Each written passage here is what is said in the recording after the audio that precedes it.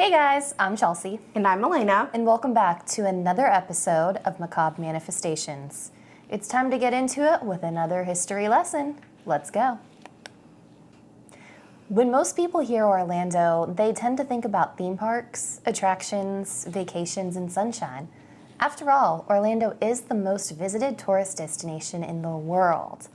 However, as with any city, there is some dark history that's associated with Orlando, and one thing that hangs over the city beautiful like a black cloud is the Sunland Mental Hospital. In order to tell this story, let's first go over some of the history. Back in the era of the 1950s, tuberculosis, or TB for short, ran rampant. This was a disease that predominantly caused issues with one's lungs, but it could also impact other organs. Some symptoms included a bloody cough, pain in your chest, fatigue, loss of appetite, and a high fever, just to name a few. A lot of people who ended up getting TB were sent to sanatoriums to be treated, except there were no treatments available at that time. If one was diagnosed with TB, it was essentially a death sentence. Although many people went to these sanatoriums to seek treatment, most of them succumbed to their illnesses. In Florida, roughly around 1952, the W.T. Edwards Tuberculosis Hospitals opened their doors, and they had multiple facilities in Florida, including locations in Tampa, Tallahassee, Mariana, Lantana, and Miami. All of these state-of-the-art TB facilities were built in almost the same exact fashion, long and thin main buildings with a few various wings jutting out. Most of the hospitals were 5 stories and were lined with massive windows, being that people believed fresh air could actually help heal tuberculosis. Thankfully, in the era between the 1950s and 1960s, a cure was found and it was quickly readily available, causing the need for TB hospitals to rapidly decline. By the 1960s, there wasn't much of a need for the W.T. Edwards tuberculosis hospitals anymore, and the former hospitals ended up moving into the hands of the Florida Department of Health, and they were quickly closed down. Although, after a brief closure, these facilities began to reopen roughly in 1961, and they were rebranded as the Sunland Mental Hospitals, also known as the Sunland Centers. The goal of these centers was to care for and treat the physically and mentally ill, and Sunland specialized primarily in the care of disabled children. That's interesting to know that they were originally open for TB and then closed because they didn't need it anymore, and then they opened this for really just children. You know, and I mean, if you think about it, there's a couple different things. So we've obviously grown so much when it comes to what we know these days as far as like healthcare and all of that type of thing. Oh yeah. You know, but back then, if people are having a hard time breathing and they're getting really, really sick, I don't think that fresh air was the cure. No. But that was very common in sanatoriums. You know, if you look at Waverly Hills Sanatorium, for instance, it's lined with windows, and that's because it was a TB hospital. So the Sunlands were very similar in that sense, but thankfully once that vaccine did become available, there wasn't really a need for all of these state-of-the-art medical facilities. And I don't know about you, but if I spent a lot of money building a hospital, I'm going to find another way to use it. And I think that's what the state of Florida did when they opened up the Sunland Mental Institutes. Makes sense, but I just find it so crazy that they thought fresh air was a cure. I'm sure for a lot of things back in the day, but especially this, that's crazy to learn. Yeah. For the most part, at the beginning, these centers were pretty good, but eventually they quickly became understaffed and were extremely underfunded. As the various Sunland centers continued to further decline, they were moved into the hands of the Florida Department of Children and Families, who tried to revitalize the hospitals. Eventually, many groups, such as the Association for Retarded Citizens, began to step in and speak out against the Sunland centers. As the 1970s came to an end, it soon became obvious that Sunland would not survive, and most of these centers were closed down by 1980 and dispersed their patients to local foster homes. Wow. That is crazy. I mean, that's good that somebody did start to speak out once they kind of realized that, hey, something's going on here.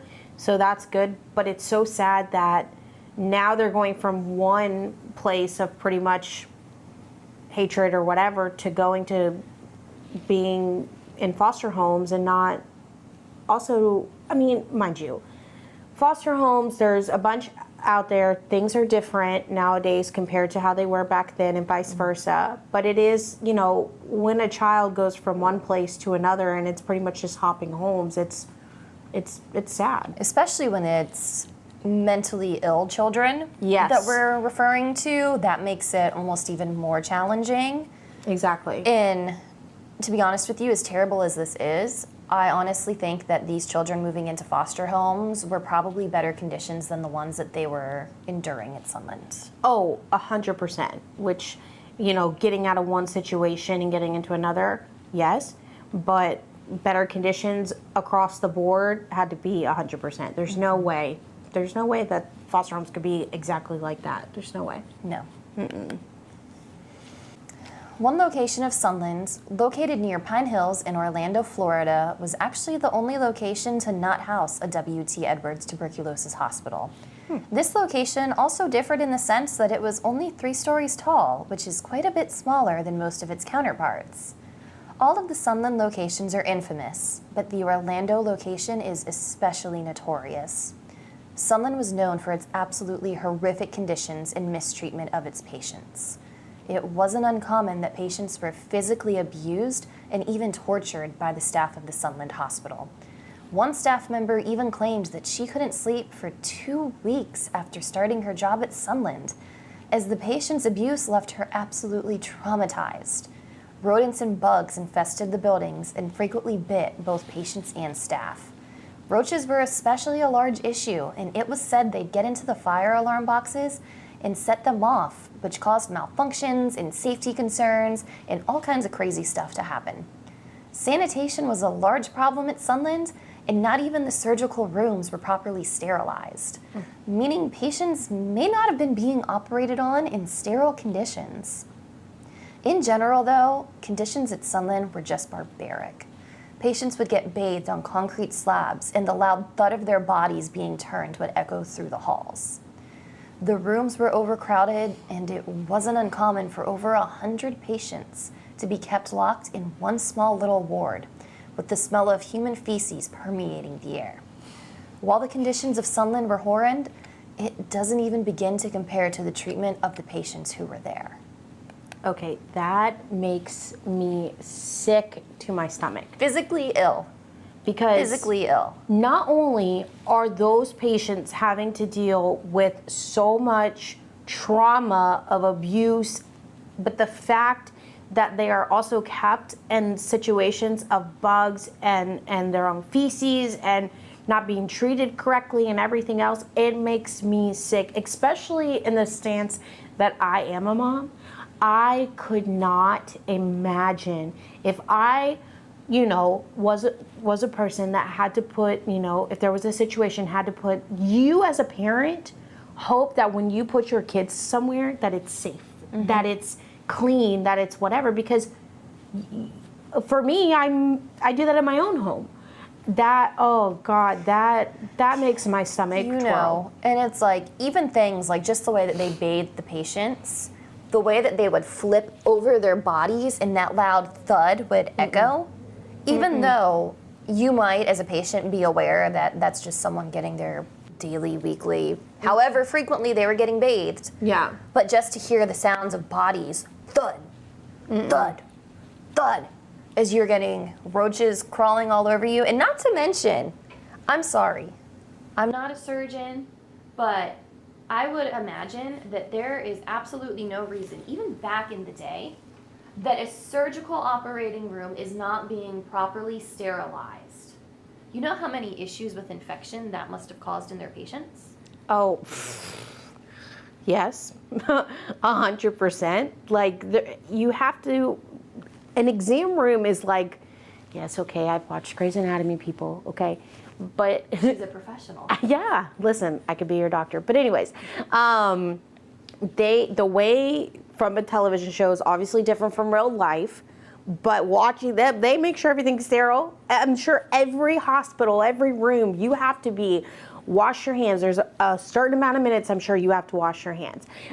Making sure that your gowns are clean, making sure that the utensils you use for surgery are put into a machine that sterilizes them. You know, also, it's across the board for regular medicine versus veterinary medicine. The veterinarians do the same thing.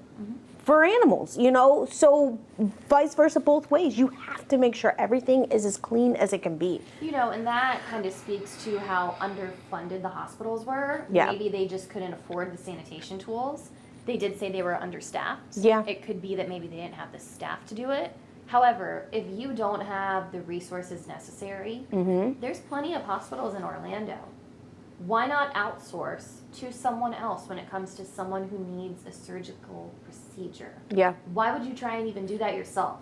To me, that's just looking for issues, but once again, a lot of these patients they almost treated them like they were subhuman. So it's not particularly surprising that they didn't have the greatest regard for their health in general, which is terrible. Just heartbreaking, honestly. Due to the lack of funding to care for the mentally ill, it was common for the children to sometimes be left alone without any company and healthy companionship for hours upon hours a day. There were over 400 patients that were fitted with gastric feeding tubes, and they were only fed a cereal-like gruel, nothing more. Sunland actually had the highest number of patients being placed with feeding tubes in the entire country. Reports claimed that these surgically implanted feeding tubes took away the pleasure of eating for the patients. But staff claimed that without the tubes, there were high numbers of aspiration and pneumonia due to how handicapped the patients were. Numerous reports claim that the children were even being housed in the same rooms as known violent offenders. At one point, an orderly was even accused of impregnating one of the patients whom he took advantage of. Patients slept locked in animalistic-style cages surrounding their beds, and it's said that they were frequently experimented on. Investigations also showed the facility was using short-term doctor authorizations to administer treatments on a long-term basis to its patients. Common treatments at Sunland included things such as electroshock therapy and lobotomies. Okay. Once again, I'm disgusted. The fact that they know that those patients were violent and you put Children. vulnerable children that are already pretty much shell-shocked of everything else they're living and the fact that they're living in just horror. Yep. And then one gets pregnant? By a staff member. An orderly took advantage of her and got her pregnant. So, I mean, you know, people always say, like, oh, you hear about insane asylums, especially back in the day. Yeah. Mental health facilities have come definitely a long way from how they were back then. But it was very common back in the day that they were kind of like a taboo thing. And it wasn't a place you ever really wanted to go, and it was for, like, the sick and those that were a nuisance to society, so to speak. And it wasn't uncommon that you heard reports that they were almost throwing the patients away like they were trash. But this crosses the line. To me, there's a line drawn where it's like, you're not taking care of the patients. Oh, they're mentally ill. We don't have to do this. It's whatever. It's fine. It's one thing to say that. It's horrible, but that's one thing. But now we have a place like Sunland that is making their patients live in cages, that is experimenting on the children there. And as we just discussed, the surgical centers weren't being sterilized.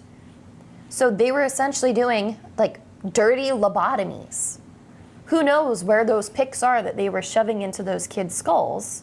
If they were clean or if they just rolled on the ground and they said, oh, doesn't matter.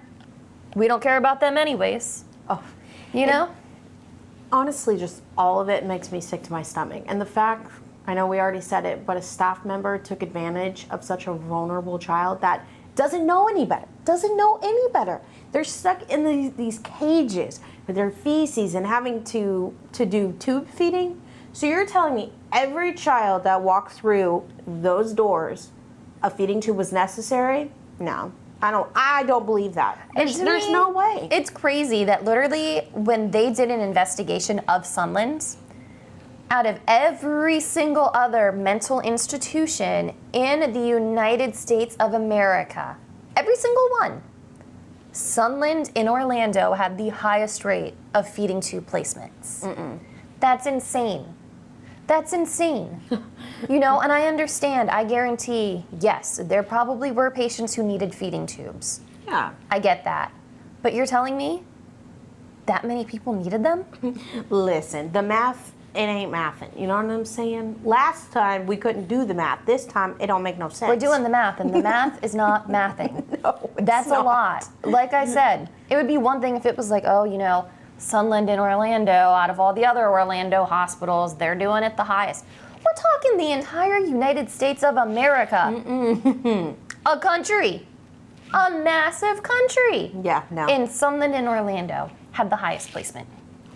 I wonder if they, you know, did it as, oh, well, it'll be easier just to feed them all one thing instead of having to worry about, you know, because like you said, they were understaffed. So, okay, well, since we're so understaffed, the cafeteria people could actually help on this. And then if we put everybody on feeding tubes and all we have to do is this, you Mix know? up some cereal-like concoction and just shove it down the feeding tubes and call it a day. Not that any of that is appropriate or good, but why? Like, I just don't understand why that pretty much a large portion of the people that were there were on feeding tubes. But, like the rumor said, if they were torturing these patients, it wouldn't necessarily surprise me if they were doing that just to take away the pleasure of eating. Oh, yeah, so that could be another aspect of it. And I mean, I don't know about you, but I enjoy eating. Oh, I love to eat. If someone placed a feeding tube in me and said you can only eat cereal like gruel for the rest of your life, I would not be a happy camper. You know what I'm saying? So for me, that would definitely take away one of the small pleasures in life. Oh, 100%. And if you're a patient living in these conditions, maybe getting a grilled cheese sandwich was the highlight of your entire week. Yeah. And for them to go, oh, no, now you need a feeding tube and we're going to feed you this gray, chunky matter. That's horrible. It's horrible. Give the kids a pizza. Something, you know, peanut butter and jelly. You could get a loaf of bread or a couple loaves of bread and peanut butter and jelly, and they could eat peanut butter and jelly all week. I'm sure they would like that better than having a tube stuck down them and only having that disgusting thing. Listen, I like my cereal as like a late night snack, but if I had to do that, I would never touch it again. So do you not eat cereal for breakfast? No, I only like it at night. Like, it's like my sweet thing, because I'm not like a huge ice cream person. So I like my Frosted Flakes. We'll learn I got it something from my dad. new. We learned something new. Anyways. As mentioned, in 1978, the Association for Retarded Citizens, or ARC for short, filed a federal class action lawsuit on behalf of the patients for gross neglect and abuse. And by 1983, the Orlando Sunland location was forced to officially close its doors. Interestingly enough, the Sunland Hospital in Tallahassee suffered the same fate as the Orlando location. With the doors officially shut, the former Sunland Hospital became a hotspot for ghost hunters and people looking for a quick thrill. It was common for people to sneak in and explore the abandoned building. On one particular evening in 1997, a young man was exploring the ruins with his friends, only to fall down an elevator shaft. It's hard to say what happened to him exactly that fateful night, but rumors report that the young man might have been paralyzed, and some even claim that he died as a result of the fall. He wasn't the only one to get hurt either, as many individuals injured themselves while exploring the old building. After much pressure from the surrounding community due to safety concerns, Sunland was torn down by Orlando Central Environmental Services Incorporated in 1999. To this day, the former site of Sunland is now nothing more than a piece of vacant land. Holy cow. So, not just one person, but they think multiple people got hurt in the abandoned building? Well, I mean, you got to think about it. You have an old building that's falling apart. It's not being maintained. Probably even when Sunland was a actual hospital housing patients. I don't get the impression they were maintaining it the way that they needed to be. No. Let's be real. No, especially with all the evidence of the fact of what they were doing behind closed doors. Correct. No so way. you know that this building was just falling into absolute despair, for lack of a better term. And a lot of urban explorers and people who were ghost hunters or people who just wanted a quick thrill were breaking into the building. Obviously, there's probably no electricity in the building at this point. Yeah. And you don't want to go during the day. God forbid the cops catch you, because you'd probably get arrested for trespassing. Yeah. Because there were massive no trespassing signs on it. Oh, okay. Not that that really deterred anyone from going there, but people went at night. And think about it. If you go in there at night and you only have a flashlight, because back then we didn't have iPhones with flashlights built into them. No. You had a physical flashlight. And if your battery dies, You're screwed. now what? Spooky. You know, so it's like there's rubble and still medical equipment and hospital beds and all kinds of stuff. Yeah. People are going in there in the dark and they're stumbling and tripping and falling. And they say a lot of kids were going out there to like smoke pot and that type of thing. So you know, if they're probably stoned, they're probably not the most aware of their surroundings and if there's a change in the type of tiling of the floor. Yep. So people were falling and getting hurt.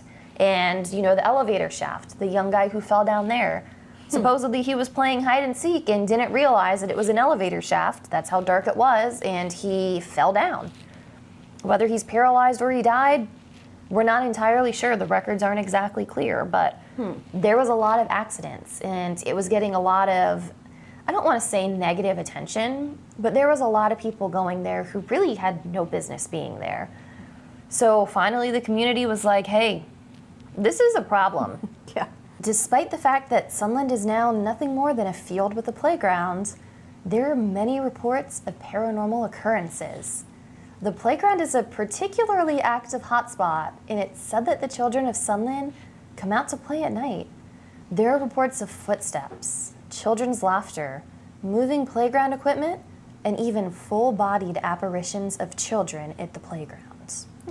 In the former administration building that supposedly still stands to this day, people have claimed to see young children peering out of the windows, as well as what appears to be a body hanging from the ceiling.